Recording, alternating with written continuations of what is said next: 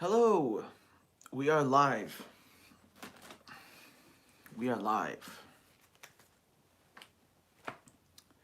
Just gonna wait for the room to fill up a bit, for people to join, and we'll get started promptly. Lots to talk about, lots to cover.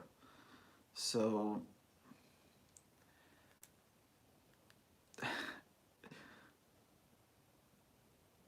I'm sharing this on Twitter as well so people can join in from there. If you are watching this on replay, feel free to fast forward a bit so you can skip the awkward introduction. Waterfall is asking, where are you? I'm in London. I'm covering the Assange hearing, and we have a lot to talk about. So just one second, I'm just sharing this on Twitter. Okay, it's good to see you guys. Let's talk about the court proceedings. Let's talk about day 17 of the Julian Assange extradition hearing. So, where to begin? Well, first of all, once again, I got to thank all the activists who are putting in so much work. They're coming out and making a racket to piss off the judges, which is good. They should not be made to feel comfortable with what they're doing.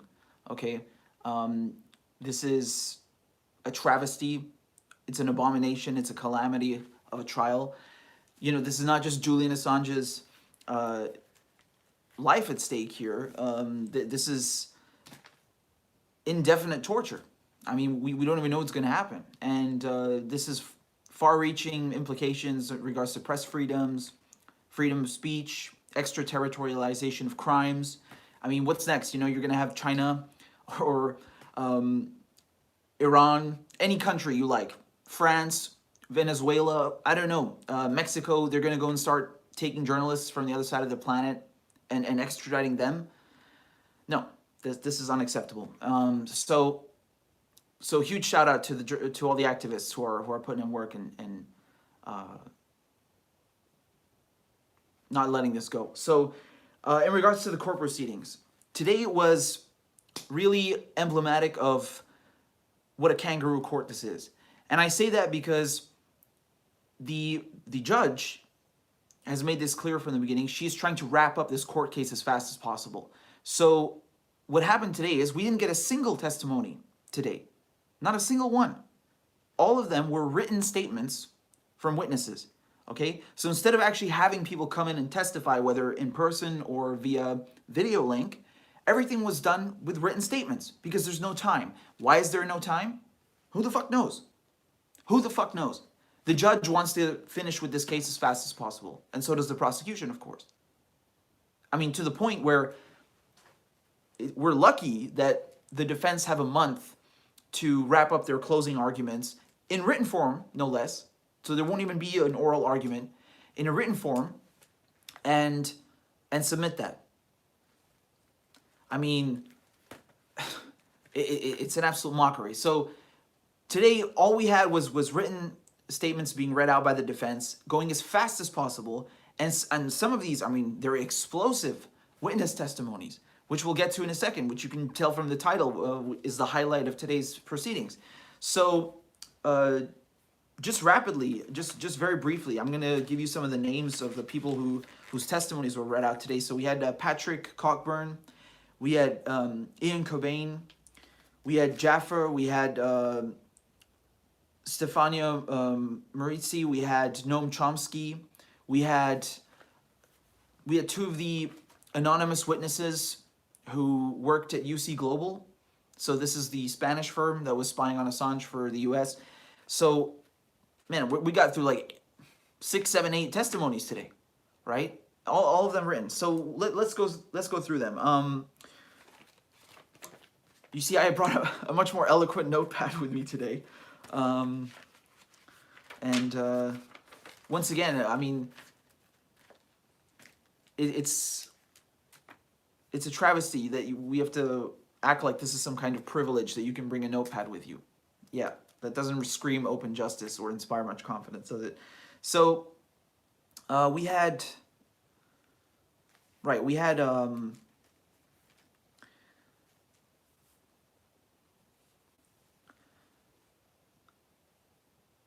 Summers, who was talking about he was reading out the statements, rather, right, from the witness testimonies. And we started off with, one second, I'm just making sure I posted this on Twitter. Okay, good. So we started off with Patrick Cockburn, right? And he's a journalist, so he's worked for The Independent, and he was talking about, the war logs and Afghanistan, and how WikiLeaks, they basically, they exposed the UK's role in all of this. Okay, I think that's working. So we had Cockburn coming in first, and then we had Ian Cobain, and he was talking about, so I'm going to read you from my notes here, we're talking about the importance of the leaks to prove the torture allegations, right? And how the UK was also involved in this, because you have to remember one thing that was very interesting about the way WikiLeaks distributed their leaks is that they would go and give them to journalists specialized in that field. So for example, if the leaks had something to do with New Zealand, right, they would go to journalists actually based in New Zealand. If they had something to do with the UK, they would go and actually try to publish them through The Guardian or through Ian Cobain, for example. Or, if they had something to do with Italy, for example, the State Department cables, they went to Stefania, right, which we'll get to in a second. So this, I think that was very good, because these, or for example, with Goetz, if it had something to do with Germany at all. So that was very good, and he was talking about the role that the UK played in these torture programs. Okay, that was very important, and that the leaks by whistleblowers, they remain vital to exposing crimes, which we've heard every single witness tell us how important this is, not just to a democracy, but also to expose the goddamn crimes. So afterwards, we had the witness statement from Stefania Marizzi. Now, you may know that she was she visited Assange, and she got her phone essentially taken apart, and they spied on her stuff, and God knows what they copied off of her devices, violating her privacy like that just because she wanted to visit Assange. And she talked about what was really important and paramount from her statement is that she once again showed how WikiLeaks paid extraordinary attention to detail in regards to encryption and making sure that the whole redaction process, which the prosecution claims does not exist. Yes, there was a very exhaustive redaction process. She talked about how professional WikiLeaks were and are, okay? So for example, they give her a USB stick that was encrypted, and once she got back to Italy, then they would give her the password. And none of her international colleagues were working at this level of professionalism. And even people who were covering the fucking Italian mafia, okay? So just to give you an idea of how professional WikiLeaks were. And another example of how exhaustive the redaction process was, when it comes to censoring names, she would just replace it with a string of X's. So you couldn't even tell how many characters are in this person's name. Absolutely no revealing information whatsoever. So this is extremely important to know, because you got to remember, the prosecution was saying, oh, WikiLeaks are so reckless, they keep publishing these unredacted cables and endangering sources' lives. No, that's bullshit. That's complete nonsense, okay? We know from Goetz as well, from Der Spiegel, Sunday Times, that he was also involved in the redaction process. You look at Iraq body count, all of these people, they worked extensively with Assange, they worked extensively with WikiLeaks to make sure that there was really nothing you could complain about and nothing that would risk anyone's lives, okay? So,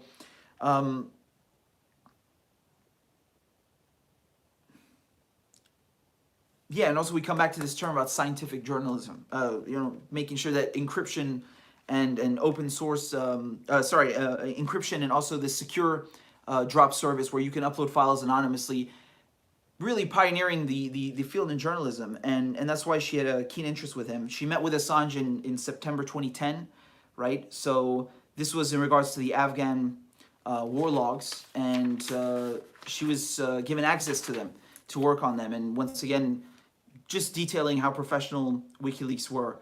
So, when it comes to when it comes to Italy as well, in terms of the cables that she worked on, you could see how the U.S. was pressuring Italy not to pursue the CIA agents, and they even got exonerated at the end or receiving a pardon. So this is just like we saw with Germany when it came to the torture of Khalid al-Masri, how at the end of the day, even when these governments, who are technically independent sovereign countries, claim that they are going to go after CIA agents who tortured one of their own citizens or who participated in war crimes and rendition, they're not actually going to go after them.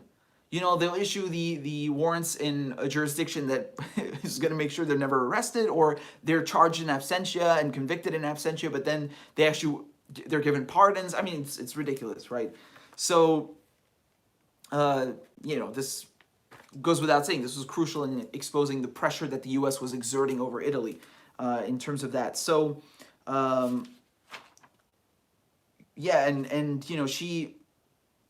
she was, quote, Assange was, quote, acutely troubled by what David Lee had done, because Stefanish actually visited Assange in Norfolk in the UK, and this was right on the cusp of David Lee publishing The Password in his book, like an idiot.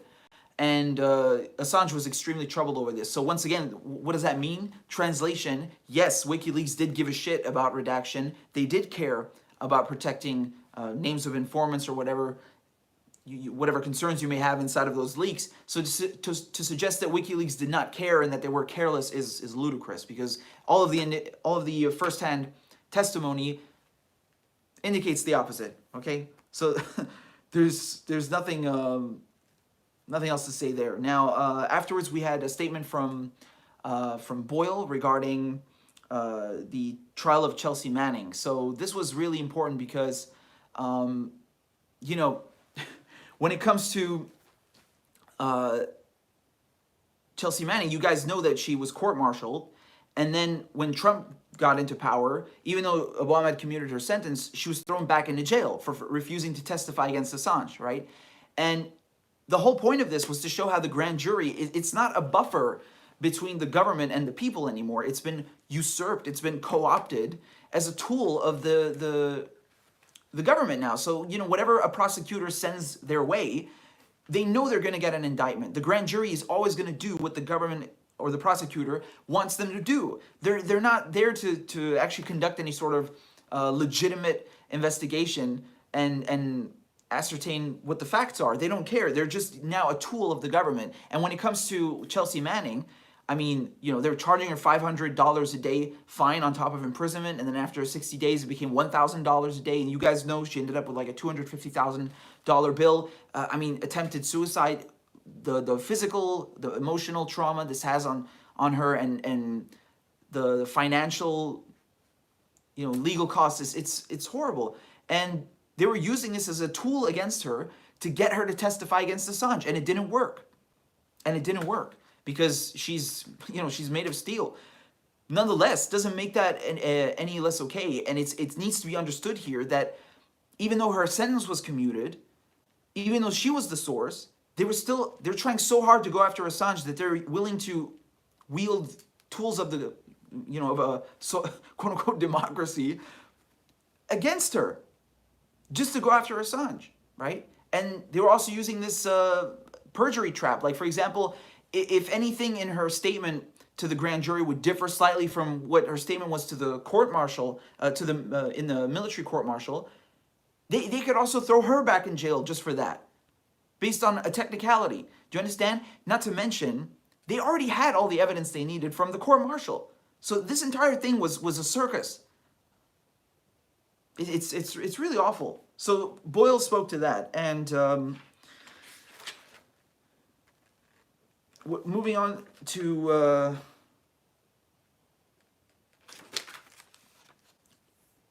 this bombshell statement, or statements rather, from the UC Global people, right? So as I mentioned yesterday, we have two anonymous witnesses that were set to testify. The Spanish court in the trial over there against Morales, the head of UC Global, they're keeping them anonymous. And so thankfully, they granted that request here. The judge was generous enough to grant them anonymity, so their lives are not put in peril. And we heard their testimonies. Now, they were referred to as Witness 1 and Witness 2, okay? So Witness 1 said that Assange's detention is essentially what led them to testify, because they saw what's happening to Julian, and they had a change of heart, whatever it is. That in any case, that's what made them testify. And they gave a history as well of UC Global. So this witness number 1 has a 50% stake in the company, and since 2015 and onwards. And they were explaining how, you know, at the beginning they started with just these tiny contracts. They didn't really have anything big, and then all of a sudden they get tasked with providing security for the daughter of the Ecuadorian president, and of course the security at the embassy in London, where they started spying on Assange. So one really smart thing they did is they only employed Spanish nationals. So not just because they speak Spanish, but because they have a European passport. So that means they can travel to the UK unhindered, right? Undetected. There's no customs for them. There's no nothing. They can just go to London, and if needed, if they need to go to Ecuador, well, then of course that can be arranged. So that was very practical for them, right? And they talked about how David Morales, the head of this company, you know, he traveled to this security fair in Las Vegas in 2016, and he started, touting how good their company is, and they got a new contract for Sheldon Addison's boat, which is bizarre because he already had security for his boat, and nonetheless, they get a very lucrative contract for this. This was a cover. This was a cover to start the spying operation on Assange, right? So, you know, when it comes to, hold on, okay, I'm getting distracted by your messages. Guys, by the way, please make sure you hit the like button for the algorithm, because YouTube does not like journalists and talking about Assange. So there you go. We got 125 people watching, but only 82 likes. So please help us fight the algorithm. So, I mean, obviously, Addison, we know he's close to Trump, right? Very, very close, in fact. And he's dumping a lot of his own money into the election. So all of a sudden, he gives a contract to UC Global for something that he already has and doesn't need. Yeah, that tells you everything you need to know. And then, of course, we have all these text messages on Telegram. They were in the Grayzone article, which I've gone through with you guys many times. You should go read it. And you'll see these screenshots of this group chat between Morales and his employees at UC Global, where he's telling them, oh, we've switched over to the dark side. The dark side meaning the United States. And, I mean, he was openly saying afterwards, of course, that he's working for U.S. intelligence, but at this point, you know, he's saying, oh, the dark side, and he's referring them to the stars and stripes. Who the fuck else is that? It's the U.S. You know, and using stickers of Trump. I mean, like, how much more obvious do you need it to be? So, you know, he's basically bragging to his employees that, oh, we're working for the CIA now. Okay. So, you know, and once Trump won the election, of course, it became much more clear about who their handlers were, right? So the United States, they started demanding written reports. They started demanding daily written reports. They started demanding CCTV footage, okay? And Morales starts doing trips to the United States once or twice a month. He starts going personally to the U.S. very, very regularly, very often, okay? And all of a sudden, his wealth increased as well. You know, this guy, he starts getting paid $200,000 a month all of a sudden, and he starts getting these nice luxury cars. And $200,000 a month, I mean, this is obscene, right? So that money does not come out of nowhere. It's coming from the U.S. And in 2017, his trips started increasing even more, right? And the CCTV equipment was changed inside of the embassy. So now they had cameras that could record audio, right? They had even the CCTV that was not just internal, but external was also changed. Remember, this is all from Witness 1, okay? This is someone who has a 50% stake in the company, worked at the goddamn company, who knows all of the in and outs. And Witness 1 and Witness 2, they're both under armed protection because of this testimony that they've given to the Spanish court, and which was translated for the English court here. American court, if we're being honest. There you go. So this footage, of course, that was being recorded inside of the embassy illegally, where they were spying on Assange, they're spying on his legal team, they're spying on everyone who walked through the goddamn door, you know, on Fairbanks, on Glenn Greenwald, on Stefania. I mean, anyone who visited Assange, they had their equipment taken apart, their passports photographed, their conversations were recorded. Julian Assange, his conversations in the toilet were recorded when he's talking to his legal team. Okay, so at this point, Morales starts delivering the recordings personally to the U.S. Personally, right? So he'd take these and go every 15 days. He would take the originals, go all the way to the U.S. and hand them over to what I'm assuming is the CIA at this point, right? Now you can guess which U.S. intelligence service it is, but it is U.S. intelligence nonetheless. So they're paying for all of this stuff. They're bankrolling it. They're sanctioning it. And it's their gig, and UC Global is doing it on their behalf. So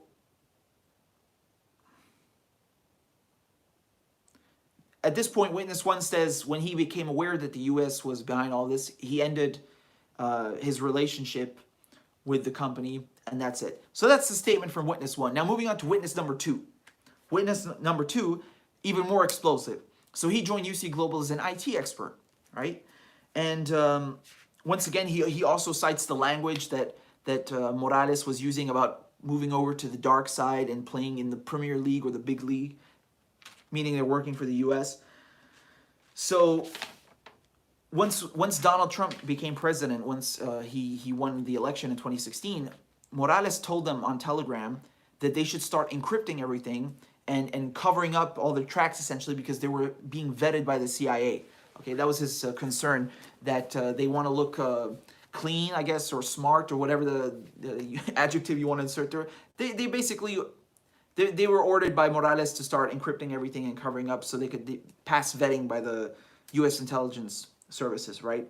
So June to July 2017,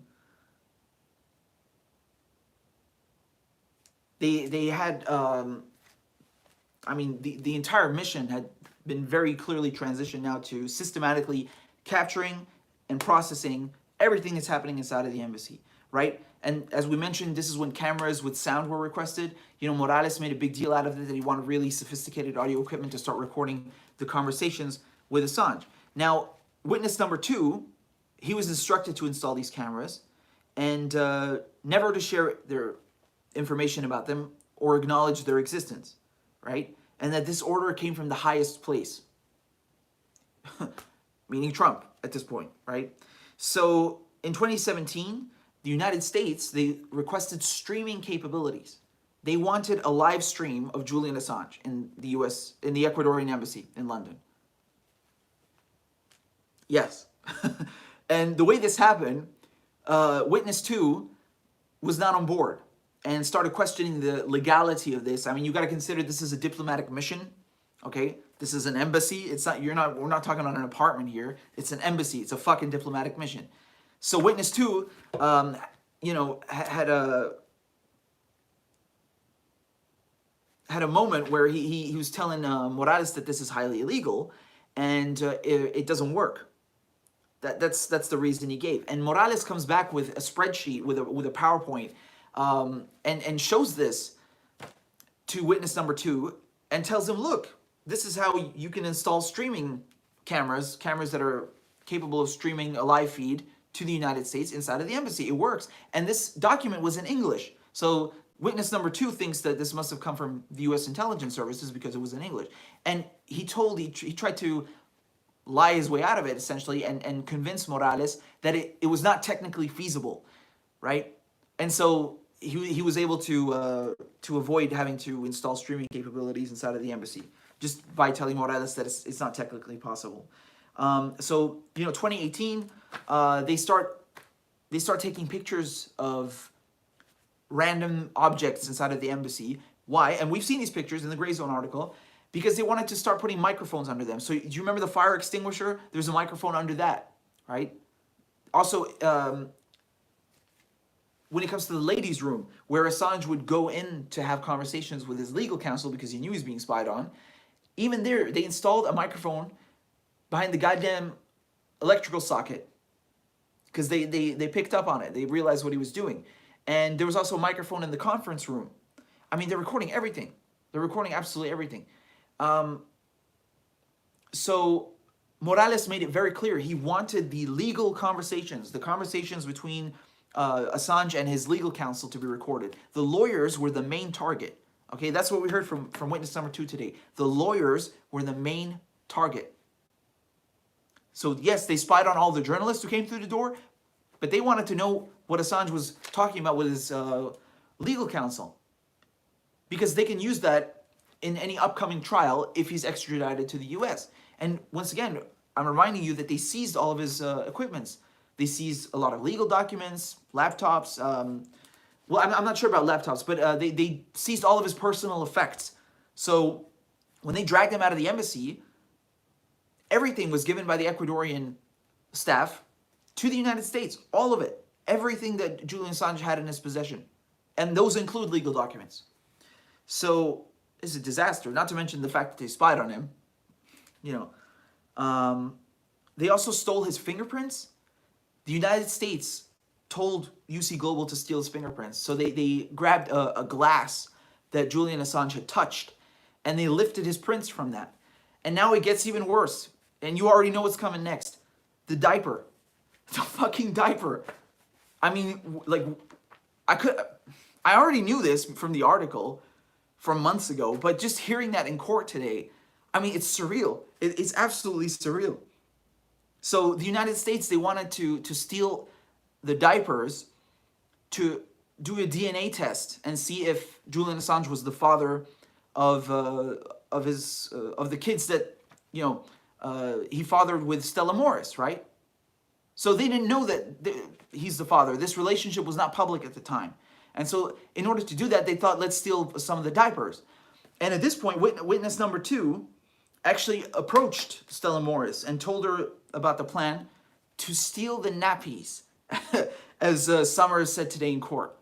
Like, I'm just sitting there listening to this shit, and I'm in the Central Criminal Court, and we're talking about the United States intelligence trying to steal diapers. I mean, what the fuck is going on here? What the fuck?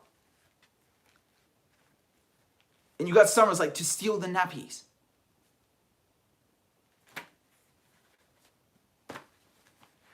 Unbelievable. Unbelievable. I mean, to call that a gross violation of someone's privacy is a fucking understatement. They're sick. These people are sick. They're psychotic. And I mean, there's no way around it. This is madness. So next explosive part from witness number 2 statement. Pay attention to this. You're gonna like this one, because it sounds like it's something out of a spy novel. It's insane. This is real. So the United States, they had, or UC Global, is there really a difference at this point? UC Global, they had these directional microphones, right? Like shotgun microphones, similar to shotgun microphones. So you point those and you can pick up vibrations off of, I mean, we're talking about laser precision here, okay? Laser precision. And they were pointing them at the windows of the embassy. At the windows of the embassy. Do you understand?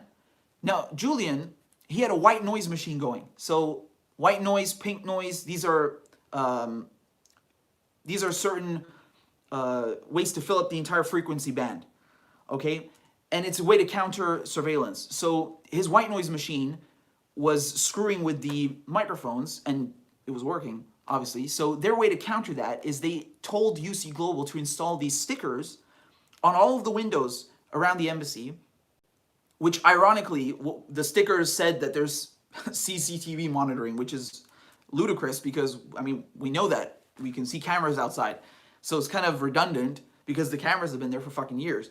Nonetheless, they installed this because the stickers, it turns out, deadened the vibrations that the white noise was causing on the windows. And so this was a fix that enabled them to record conversations inside of the embassy with their directional microphones, which is crazy. Like I said, this is something out of a spy novel, right? And I know my fair share about sound engineering, so even to me, this is still, it's insane.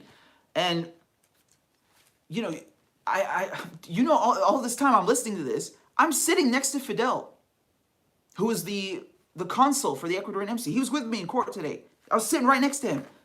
So when we heard that we're going to listen to testimony from witness 1 and witness 2 from the UC Global case, you know, he gave out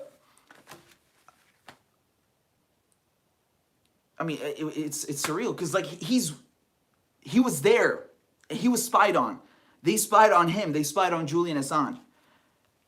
They recorded a plethora of conversations.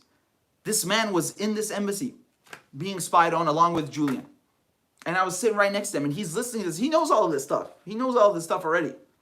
Right? It's just crazy. It's surreal. It's absolutely surreal. So that's the part about the CCTV stickers. Also in 2016, UC Global, they had copied the iPad of one of the lawyers. They made a complete clone of it somehow and mirrored it. And they were showing that off to witness number 2. So he talked about that. When it comes to Andy Mueller, so he's a friend and a journalist, a friend of Assange's. And, you know, they opened his suitcase. They opened his phones. And, you know, it's crazy because when it comes to this diplomatic passport, you have to keep in mind that not only was Julian given asylum, granted asylum inside of the Ecuadorian embassy, but he was also given citizenship and a diplomatic passport, which were later withdrawn along with the asylum request, the original one. So the idea was that Julian could maybe make his way out to a third country using this diplomatic passport, because you're not allowed to stop a diplomat, whether they're in their car, you know, if they have diplomatic plates, you're not allowed to stop them. If they have a diplomatic passport or ID, you cannot arrest them. You can take their serial number and file a complaint to the embassy or their mission, but you can't actually arrest them unless they're committing a massacre or something in, you know, extreme cases. But you can't just arrest them because you feel like it. You can't ground a presidential plane, even though they did that, because they thought Snowden was on board Evo Morales' plane, right? The Bolivian president. Again, that shows you how far the United States can reach, and that at the end of the day, all of these Western European countries will comply. But that's another topic now. Let's stick to Assange. So they gave him this diplomatic passport, and I asked Fidel about this in the lunch break. I asked him, you know, what was the issue here? Why didn't that work out? What was the thought process about not deciding to use it? And he just told me very simply, the UK refused to register him as a diplomat. They were very clear that if he actually steps outside the embassy, diplomatic passport or not, they will fucking arrest him. Which once again shows you how the UK, the US, do not care about international law. They are bandits, they're thugs, they're gangsters. They don't give a crap, okay? They will violate international law, they will violate their own laws if they feel like it, okay? There you go, it's that simple. So unfortunately, Julian was not able to use that. And I need a sip of water. Y'all gotta give me a second, okay? We have a lot to go through, man. This is a really, really explosive testimony, all of this.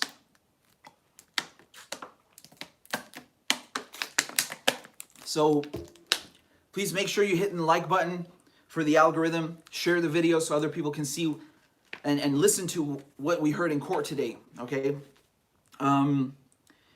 So as I mentioned before,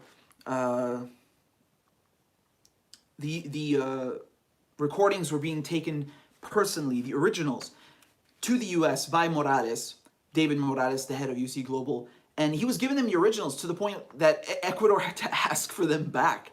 I mean, can you imagine? This is insane. And he was going every 15 days and delivering these by hand. He was delivering these hard drives by hand. So you had the United States that were very happy with what he was doing, but they still wanted more, right? And so we turn to Gasson's law offices. These were broken into by men wearing balaclavas. You can go and read the media reports from this at the time. It was reported in the press. And 2 weeks prior to men in balaclavas, ski masks, breaking into their offices, because remember, this guy's part of Assange's legal team, and he's a former Spanish judge. So 2 weeks prior to this, witness 2 was told about this plan. So he knew that this crime was going to be committed, and surely enough, it was committed, right? This was done by UC Global, by the CIA, or U.S. intelligence, but yeah, they're implicated in this. Now, they were also openly talking about leaving the door open, the door to the embassy. Why? So that they could potentially kidnap and or poison Assange. So this was openly being discussed in the firm, right, who were completely, absolutely, wholly dedicated to spying on Assange. That's the only thing they were tasked with doing. And it came to a point where spying was not enough. They're actually discussing poisoning him now at this point and kidnapping him, right? And wondering if maybe the door to the embassy can be left open at night or something. I mean, this is crazy. You know, you think this is something out of a spy movie or some novel. No, this is real. This is happening right here in London, right? So, I mean, not only is the sovereignty of Ecuador being violated and their embassy being turned into a fucking CIA station, but on top of it, I mean, the UK are letting this happen. They're allowing the United States to violate the United Kingdom's sovereignty. They're allowing the Ecuadorian embassy to be violated. I mean, that's a severe breach. I cannot overstate what a breach of international law this is. What level of disrespect this is towards Ecuador. To allow this sort of thing to happen. You know, when you are hosting a diplomatic mission in your country,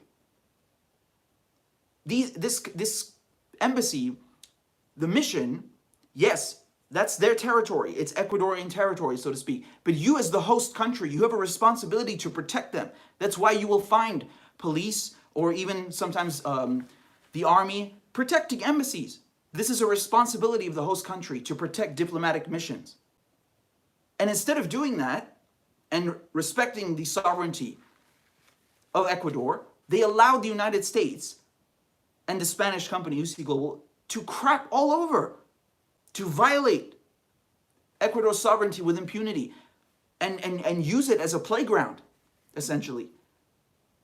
Allowing them to steal, to plot murder, to install surveillance equipment. I mean, this is obscene. Right in the heart of London. It's very, very grave. So,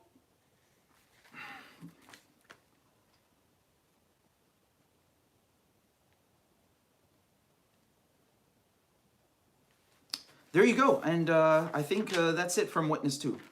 That's it from Witness 2.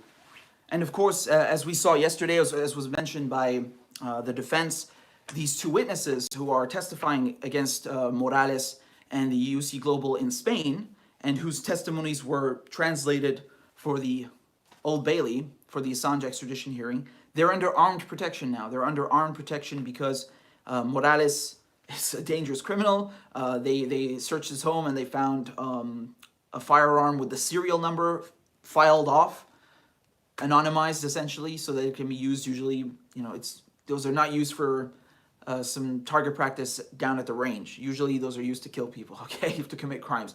And knowing that this guy's worked for the CIA, and as we said, they're openly plotting to kidnap and murder Julian Assange in the heart of London, I mean, yeah, it's quite reasonable that they would be placed under armed protection. So after the testimony from these two witnesses, we had a written statement from Noam Chomsky, no less. Now, once again, I'd just like to point out to you that these two witnesses, Witness 1 and Witness 2 from the UC Global case, Noam Chomsky, all of them, I'm confident, I'm certain that if they had been given the possibility to testify via video link, now obviously that wouldn't be viable for the two anonymous witnesses, but like I said, we had about 7, 8 different testimonies today.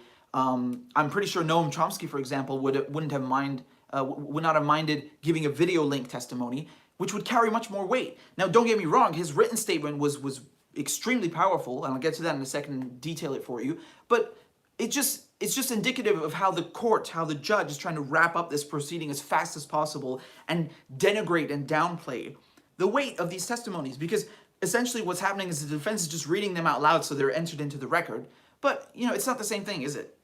So, regarding Chomsky's written statement, his statement to the court was to assert that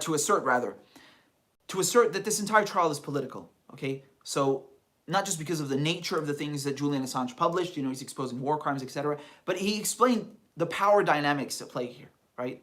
So this was a beautiful analogy about how governments pressure their people and keep them in line by remaining a force in the dark, right? And what Julian Assange did is he exposed their power to the sunlight, and in sunlight, power evaporates. So when you bring these crimes, when you bring these injustices to light, governments lose power. Why? Because governments rely upon propaganda, upon public relations, in order to keep people in line, right? That's why, the United States has such a powerful news media apparatus that works essentially as an arm of the national security state and all the corporations, right? Because if you can brainwash people, essentially, if you can keep them in line by lying to them, it's very effective. And as he mentioned, the elites about 100 years ago, they all realized that, oh wow, these people in general have too much power, so we got to dumb them down and keep them in line, right? And that's why they're going after Assange, because Assange puts their crimes into the spotlight. They can't hide anymore. And this has a real impact upon the decision-making in society. So that's the point that Chomsky made. And it was very funny, actually, at the beginning how they had to spend like 3 minutes going through his qualifications. Like, he got 15,000 degrees, all of these prizes, and it's just amazing. I don't think you could find a more qualified intellectual, honestly. So, it's just insane.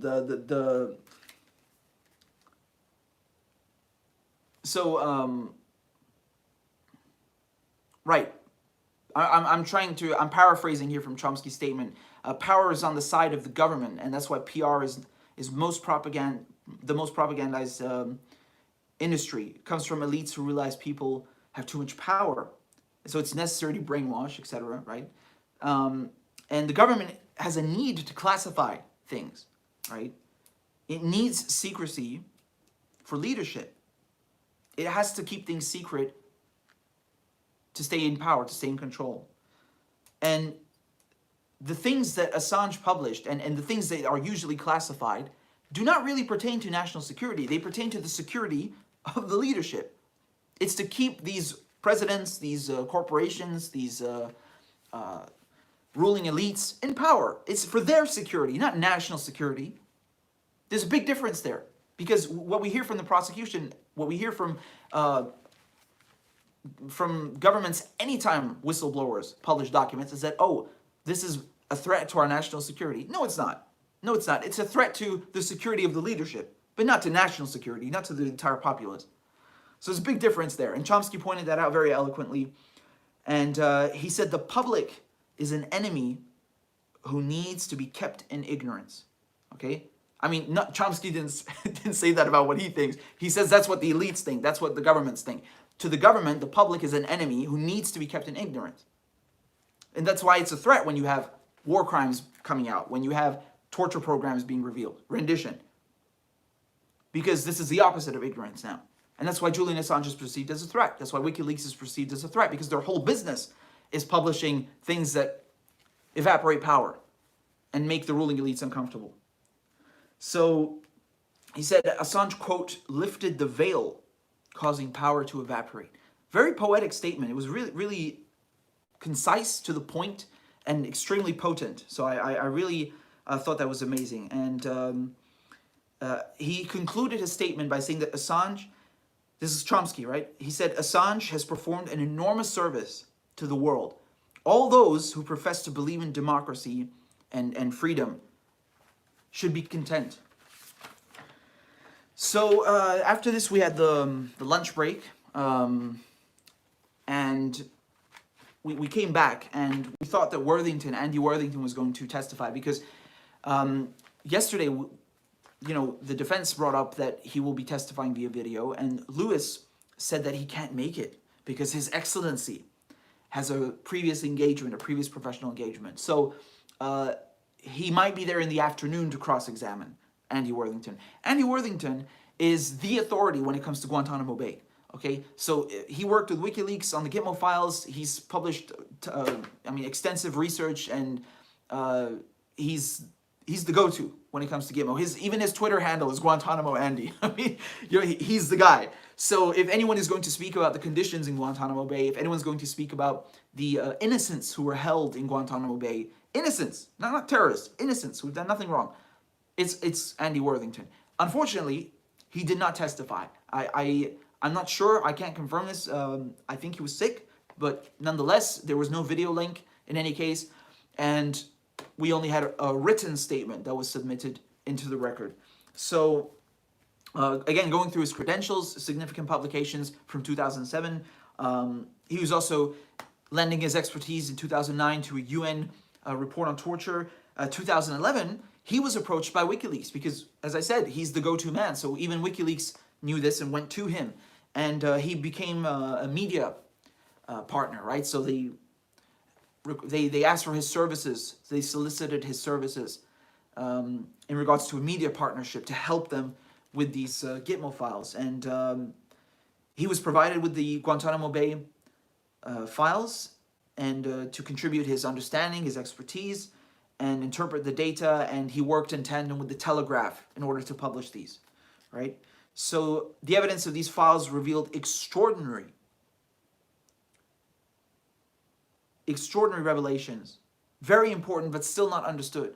And I think it's very important to note because even in 2020, he said this, right? Even today, the importance of these files is not understood. And it's true. I think you could say that about the majority of WikiLeaks releases. I really do. Collateral murder, anything. You can pick anything from WikiLeaks, and the general public, most of them still don't know about this.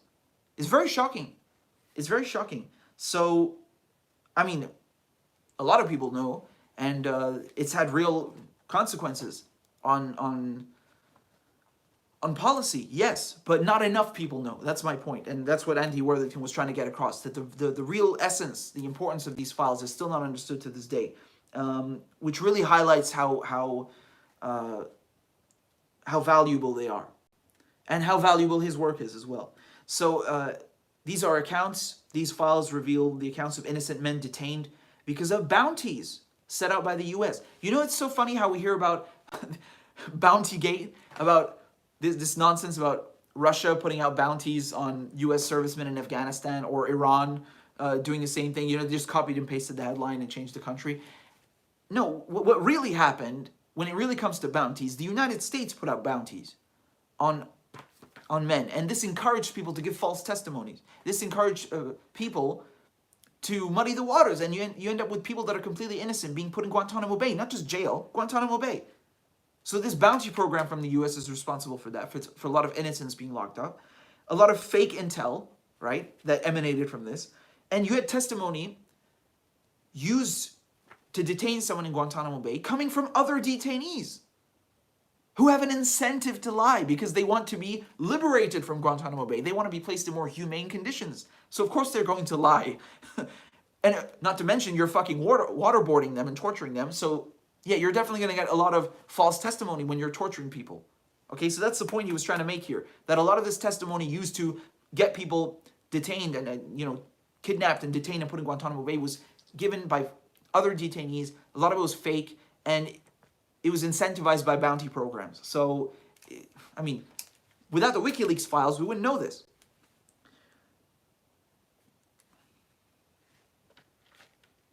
Now, once again, it was very interesting because I pointed this out myself last week that we know there was torture at Guantanamo Bay from several courts, right? So we have this from the European Court on Human Rights.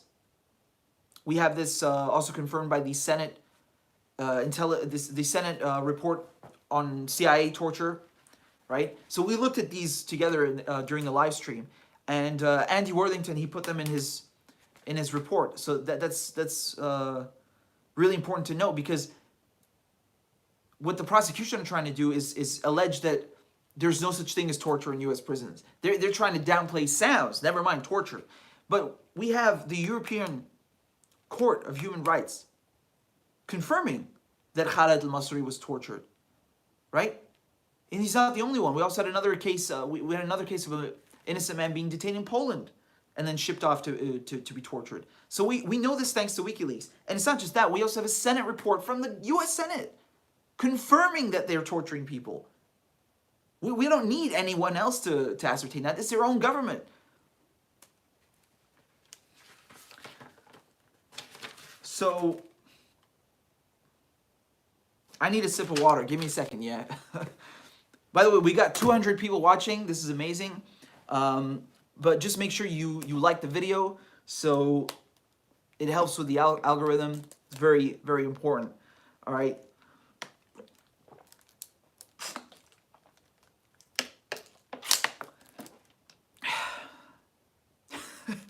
I'm really thirsty, man.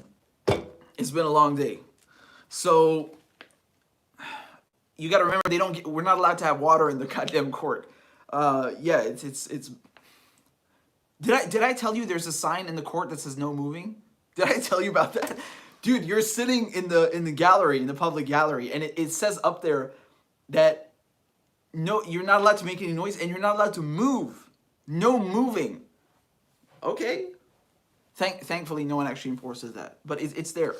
It says it there. I'm not kidding. So, we had a statement afterwards, a written statement from Mr. Jaffers, and he talked about how the case against Assange poses a grave risk to press freedoms. Okay, and it's the first use of the Espionage Act. Well, it would be the first successful use of the Espionage Act against a journalist, if convicted. I mean, it's not the first time they tried to do this, as we've seen with Daniel Ellsberg. They tried to do it against him. You know, it's not the first time. So the point here is that this is unprecedented and it poses an enormous danger to press freedoms. And you got to consider this is not just press freedoms inside of the US. What do you think is going to happen to press freedoms inside of the UK? Julian Assange has never been to the fucking US, I could say for once, I think, and he did not commit a crime. There was no WikiLeaks when he went there. So this has grave consequences for journalists everywhere, not just journalists in the US. Julian Assange is not American. Julian Assange is not in the US. So what do you think this is going to do to journalists all over the world? Australians, British, who knows? Anyone who publishes something the United States doesn't like. Were they going to extradite them too, motherfucker? Hell no. No, no, no, no, no. Man, you would think that journalists would be scared shitless about this. Journalists should be scared shitless about what the fuck is happening here. Although I guess TYT, they don't have to worry about extradition since they're already in the fucking States. My ass, man. You know that. Sorry, I want to take a short minute here before I continue with what I saw in the court today. I mean, I'm working with 1/100th with a fucking fraction of their budget. What's their fucking excuse? What's their excuse, man? I mean, okay, I know BBC, I know ITV, I know CNN. They're not going to cover this because they work for the national security state. But what happened to Home of Progressives? What happened to all these indie pundits? Where are they? They make one video indicting media for not covering Assange, and then they continue not to cover Assange. Motherfucker, indict yourself. You're the people that are not covering Assange. What is this? Inexcusable. I'm working with a fraction of their budget. I'm hauling my ass all the way here and covering this shit. With pleasure. I do it because it's the right thing. You know, I don't expect them to do it, but aren't they scared? Are they not scared about what's going to happen to journalists? Unbelievable. I don't understand this. You know, if you're not going to do it because it's the right thing, wouldn't you do it out of self-interest because you're scared that you might be next on the chopping block? No, apparently not. I don't know how do you explain that, how you going to rationalize that, but here we are. So, yeah, it pisses me off. Anyway, screw it, man. I'm here to tell you what I saw in court. I'm here to do my job. So, going back to the statement from Jaffers.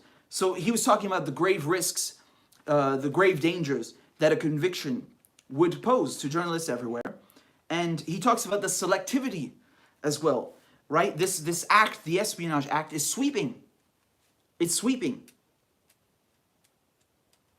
It doesn't make any kind of distinction whatsoever. And we've seen this, they just make up laws as they go along. You know, for example, this thing about unredacted cables. There's nothing in the fucking Espionage Act, even in the Espionage Act, that talks about protecting informants or redacting the names of sources. It doesn't exist.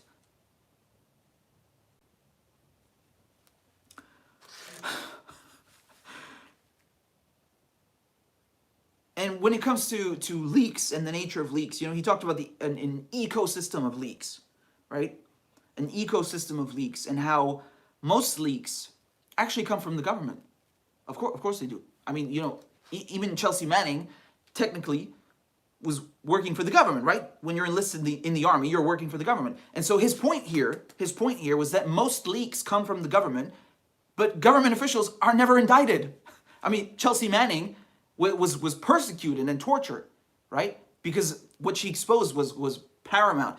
But what he's referring to, in the broad context of leaks, most leaks come from the government, and most of these government employees are never charged.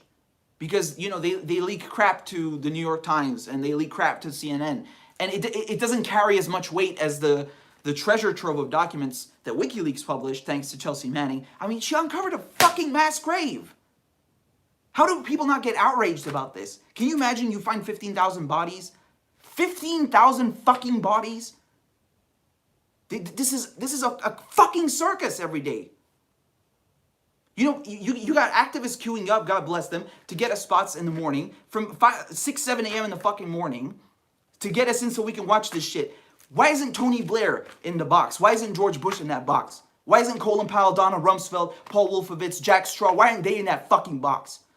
For killing those tens of thousands of Iraqis, hundreds of thousands, 1 million Iraqis. This is absurd.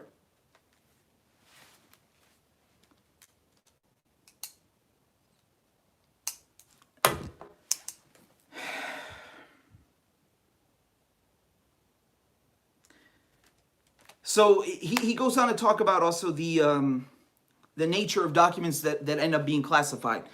And the documents that end up being classified by the government are, of course, the ones that expose wrongdoing.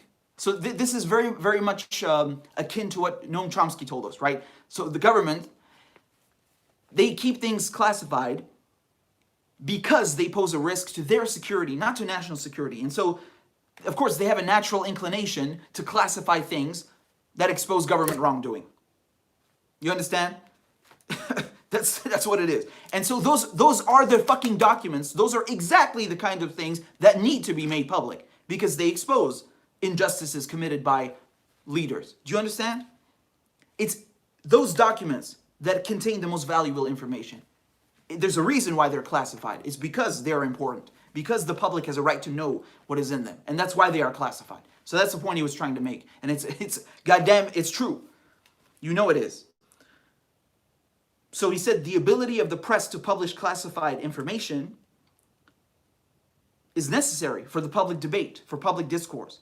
And if the press could not publish classified information, if the press did not have the ability to release classified documents, then the entire scope of public debate would be shaped by the fucking government.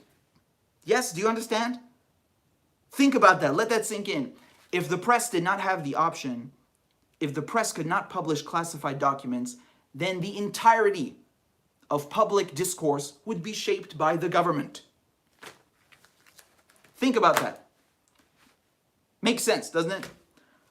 So, when, again, just some honorable mentions of said things that were necessary for the public to know. The Bush administration's torture policies. The unlawful surveillance by the NSA, exposed by Snowden and Greenwald. The drone strike programs. Yeah, I think these are pertinent. I think these are important for the public to know.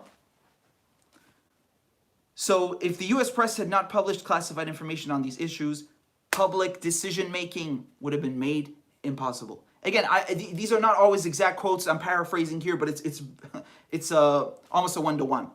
So also another point he made here is that the whistleblower sentences are extremely severe. I mean, you look at Reality Winner, you look at Chelsea Manning. How much did you get? 36 years in prison? That's ludicrous. That's ludicrous. And the government use of the Espionage Act impedes the press. and they use it against publishers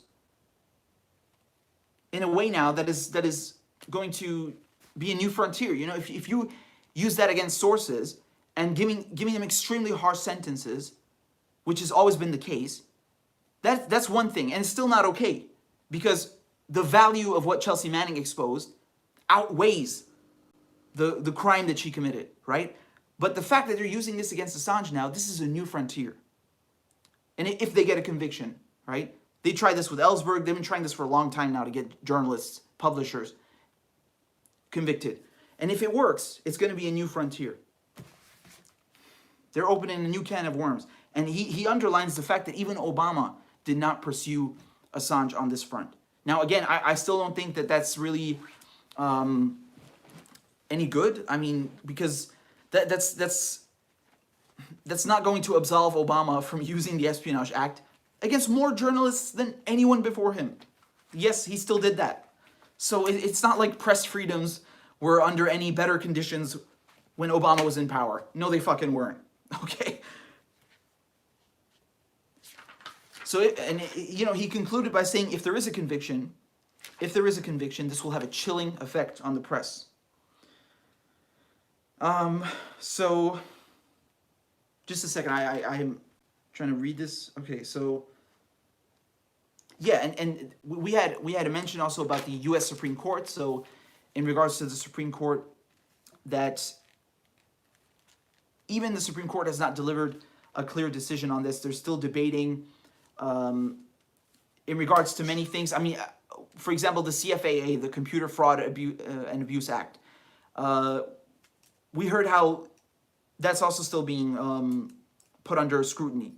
And, when it comes to national security journalism as a whole, things like protecting the source, things like encryption, things like secure drop services, these are normal practices in national security journalism. And what we had witnesses telling the court today, and what we had witnesses telling the court many times before, is that this entire extradition hearing is going to criminalize the most common journalistic practices.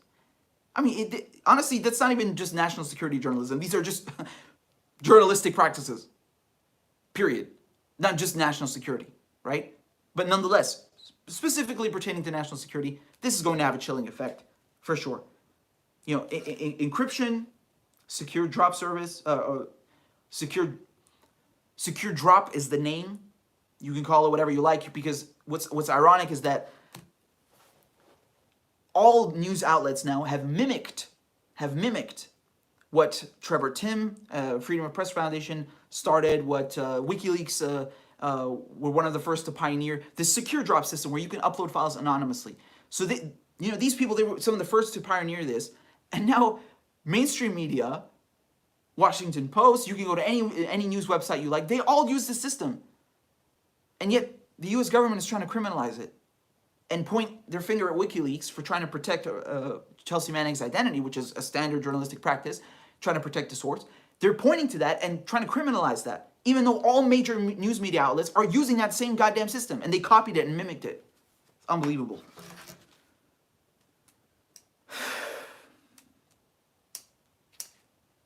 That's it. And, I just want to make some very important closing remarks here for day 17. So when we have Chomsky testifying and telling us that this entire trial is political, once again, he's not the first. I mean, we don't need Chomsky's statement, as good as it is, to know that this trial is political. You know why? Because Julian Assange is being tried under the Espionage Act, which is reserved for political witch hunts, okay? Espionage is not an international crime. Julian Assange is not American. He has no allegiance and does not owe the United States a goddamn shit. He's not in the United States. He is not subject to their laws. So this idea that you can prosecute someone on the other side of the planet for espionage when they have no fucking connection to you is ludicrous, okay? This is a political witch hunt. And it's a political witch hunt even when it's used against U.S. journalists. So the nationality does not need to be a factor in determining whether it's a political witch hunt. It was political when they used it against Ellsberg. You understand? But nonetheless, I'm just trying to underscore the fact that how ludicrous this is, that he's not even American. And it's still being used against him in a political fashion. And so Chomsky's statement underlines the fact that he poses a threat Julian Assange, WikiLeaks, their publications pose a threat to the powers that be, to the leaders, to the national security state, to the national security blob, the deep state, whatever the fuck you want to call it, to the corporations, right? All of these actors that are running the country, running the world. That's why they're going after him. He didn't actually commit a crime. He's just exposing them. Do you understand? And that's why it's political. The nature of the things that he exposed are political. And moreover, the fact that we know from Fairbanks that Donald Trump is essentially guiding this entire vendetta, this entire case against Assange, and ordered it, once again, also shows that it's political, right? The judge herself, Baretzer, admitting, inadvertently perhaps, who knows, but essentially admitting when that the trial is political, when she asked if the U.S. elections are going to have an effect on the case. Why would you say such a thing? What does that mean? That means she's aware that the U.S. elections have an effect on the case, because if one president, leaves and another one comes in, the trial is going to go out the window. Well, that means it has no legal basis. So the trial is political, and the political nature of the trial bars it immediately from being valid whatsoever. I mean, this is in direct violation of the Extradition Treaty, Article 4.1. So I told you guys yesterday and many times before, if you look at the Extradition Treaty between the US and the UK, Article 4.1, it says you can't extradite someone to face a political trial. Now, the UK have been very smart, because when they translated this, when they enacted it into UK law under the Extradition Act, they left that part out. How convenient. How awfully convenient to leave that out and to make a bare bones stripped down version of the Extradition Treaty, which allows extradition for political trials and makes no exception for them. Moreover, I mean, this is a clear violation of the European Convention on Human Rights, Article 3. It's a clear violation of the UN Model Treaty on Extradition. It's Article 3 onto that as well. Article 3A. It's a clear violation of the Interpol Constitution. Should I keep going? It's a clear violation of all of the bilateral agreements and extradition treaties that the US has ever signed. Like I said, the UK-US Extradition Treaty specifically outlaws any political trials. All other extradition treaties that the US has ever signed also do that. So they're violating their own extradition treaties. They're violating the Interpol Constitution. They're violating the UN Model Treaty on Extradition. They're violating the European Convention on Human Rights. They're violating the fucking entire basis of international law, EU law, UK law, US law. It's absurd. It should be thrown out. It's absurd. Before I continue, I need some water. I'm not done.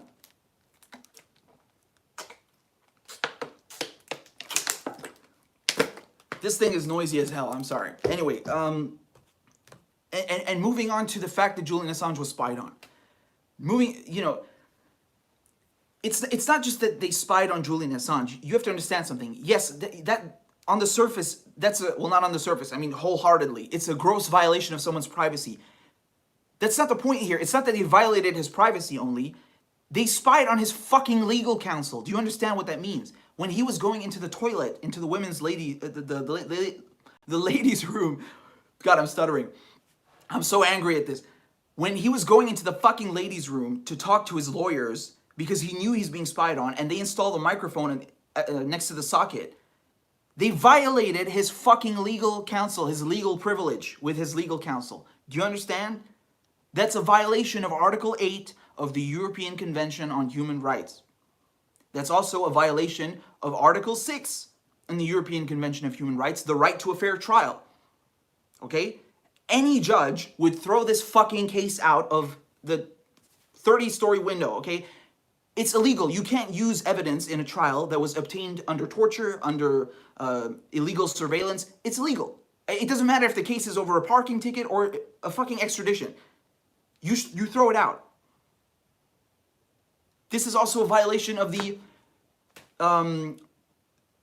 UN model on privacy as well. I mean, UN model treaty on privacy, excuse me. Did I forget one of them? Yes, I did. Article 14, ICCP of the ICCPR. Dude, you're violating the most fundamental principle of a fair trial in a so-called democracy.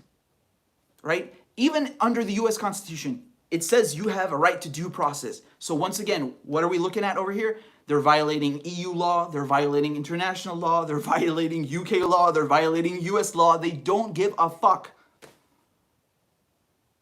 This is what we're dealing with. There's no way you can look at this case and not find huge fucking plot holes in it. You don't need to be a lawyer to understand this. You really don't. These are very basic fundamentals that are being thrown out of the window here. And so that's underscored by the fact that they spied on him. Yes, they violated his privacy, but they broke the goddamn law. They spied on his legal counsel. They spied on his conversations with his lawyers. They violated his legal privilege. They also violated his right to a fair trial by seizing all of his personal effects and obtaining that evidence illegally, right? Fourth Amendment that protects you from illegal search and seizure. So once again, this is a violation of US law. I mean, you can't, it's never ending. It's never fucking ending. There's not one thing in this goddamn extradition hearing, in the indictment, that is legal. Nothing. So those are my closing remarks, okay? Fuck this sham trial and fuck this stupid clown show. Now, when it comes to the case, tomorrow I think is going to be the last day. We thought that it's going to be until Friday. You know, once again, the judge, she keeps shortening this trial more and more. You know, when it started out, we had no clue that she's going to wrap it up in 4 weeks. Then she started whining about the number of witnesses. Oh, there are too many witnesses. Yeah, maybe that's an indication of how wrong this entire thing is, right? When you have a plethora of journalists and human rights lawyers and litigators and constitutional historians and IT experts and cybersecurity geeks who are coming in and telling you, hello, what you're doing is wrong. It's completely baseless. It's illegal. Maybe that should be an indication of how messed up that this trial is. And doctors and medical experts, no less. So she's been whining about that, and it turns out this is where we're at. That's why we had an entire day of written statements being read out, because we don't have time to bring in witnesses to testify via video link. And even when we do, weirdly enough, there are always technical difficulties. Isn't that odd? Isn't that odd? The highest, well, not the highest, but the Central Criminal Court in London for England and Wales cannot get a video link working in 2020. Isn't that odd? It's really bizarre. So this is where we're at. I think tomorrow is going to be wrapped up, and then we'll have a decision. Tomorrow we'll hear the last witness testimonies, and then the defense and the prosecution will have an entire month to submit closing arguments. Again, that's not a lot of time considering the scope of this indictment and this trial. And then on top of that, we'll have a decision from Judge Barretza in January 2021. So there you go.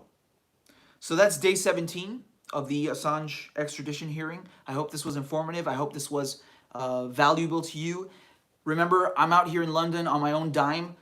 It's independent journalism, so I really depend on you guys, and your support goes a long way. So if you can, please support the show. There's a GoFundMe in the description. There's a Patreon. There's a PayPal. There's CashApp, Venmo. Anything that works for you, anything you can donate would be really appreciated. Once again, it's really an expensive trip, so you know, I'm self-financing, but it would really help if you guys could support the show, and I really appreciate all the donations and the kind words. And before I forget, please, please, please, please sign the petition for calling for the freedom of Julian Assange. I'm going to put that in the description and in the comments. Please share it far and wide. Hundreds of thousands of people have already signed it. So jump on board and sign it right away.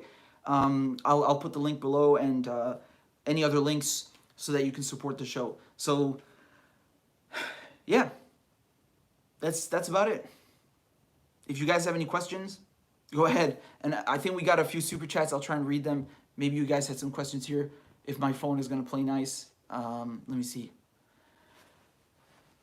So Victoria says, thanks from Canada for your coverage of the hearing as well as the info on the Middle East. I found you through Graham Elwood, and I'm super glad I did. I love Graham. Graham is a G. So that's really nice to hear, and I'm glad you've been enjoying the coverage. Thank you very much. That's really appreciated. Again, I keep tapping the screen. I can't see. Thank you, Vero. Merci beaucoup. I will do that. I appreciate it. Cam, you guys are sending me money for pints. Don't worry, it's gonna be used on water. Honestly, we can't get enough of it. Thank you very much, Anthony, for the banana. Thank you, Cam35. Thank you, Nestle. Thank you so much for the super chat. Says good work. Be safe. I will. I'm much obliged. I really appreciate the considerable donation. Glory, thank you so much for the super chat. Says Richie, look at you doing the damn thing. Yeah, I'm doing the damn thing. Here we are. Thanks. Hold on, it faded away. I'm trying to get it back. Here we go. Thanks so much for being one of the few people hammering this case home. Big up my G. Of course. I mean, I've said this before, man. It's not about like, oh, they're not covering it, so I'm going to cover it, therefore I'll cover it. No, this is the right thing to do. This is the place to be. Anyone who's not here is no excuse. I'm sorry. Like, this is a no-brainer. And you know, given the gravity that this... the gravity of this trial against Assange and the ramifications it has on press freedoms and the extraterritorialization, which is the most terrifying part of this, honestly. Like, it would be one thing if they're violating U.S. law. It would still be fucking wrong. We would still be out here. We would still be trying to defend Assange. But the fact that they're going to spread their tentacles now all the way from the U.S. and just start nabbing journalists that they don't like, this should scare the shit out of anyone. Okay? So I don't know how people are being silent on this. Rob, thank you very much for the donation. Says, thank you, Richie. Does it seem to you like public perception is beginning to shift as people understand what is happening to press freedoms as a result of the fake US and UK justice? That's a great question. Thank you very much. So, unfortunately, I don't think it's shifting just yet. I don't think that enough people are aware of what's going on, but the people who are aware, I mean, 99.99999% are all in agreement that Julian Assange should be freed, that this trial is a pony show, it's a sham trial, it's a kangaroo court, it's illegal, it's immoral, it's unethical, and it has grave ramifications for anyone who has any sort of, semblance of what press freedoms are, what journalistic freedoms are, what a democracy is supposed to be. I mean, let's not fool ourselves. We already know that they crap all over journalists. We already know that they're going to commit war crimes. We already know that these are not democracies. But nonetheless, we should not allow them. We should not be acquiescent, and we should not sit by idly while we watch them set new precedents and more legal precedents. We can't accept that, right? So that doesn't make it any more okay. And unfortunately, I think the problem is the lack of coverage. You know, these people that are owners of the airwaves, the radio waves, the TV antennas, the satellite dishes, the motherfuckers that are running mainstream media, they're staying silent on this on purpose. They really are. And it's disgusting because they could sway public opinion easily. And they only seem to be interested in Assange for tabloid reasons, for clickbait reasons. You know, they want to publish his medical history. We don't need to know his fucking medical history unless it's serving the purpose of blocking his extradition, which it already did. We know, okay, he has depression, etc. I'm not going to go through the whole list again. We understand this was a necessary evil because we need to convince the court that under Section 91 of the Extradition Treaty, the Extradition Act, this is not going to work. It's going to kill him. It's going to destroy his mental health even more. It's going to pose a grave risk to his physical health even more. So we need to argue that. That's one thing. But what the mainstream media are doing, what you see in these fucking tabloids, they're using that as a means to vilify him. That's why they want his medical history. And that's something completely different. And you know what? Whenever they cover Assange to do negative press, I mean, you know, what is that accomplishing here exactly? Not only are they lying and skewing the facts, you know, it would be one thing if you reported accurately on something and it was negative. But they're not reporting accurately. They're fucking lying to make it negative. Do you understand? This is beyond journalistic malpractice. They're working on behalf of the fucking national security state. They might as well be in the pocket of the prosecution, right? So I really hope public opinion shifts, but we need more coverage. And that's why I really salute and I take my hat off to everyone who's spreading the word, all of the journalists, even though we're not that many, but we are steadfast and determined, and I take my hat off to them because they're doing really solid work and the work that needs to be done. Transparent Media True, thank you for the donation. It says knocking it out of the park, brother. Thank you, I appreciate that. I think we got some other donations, but I can't read them. Give me a second.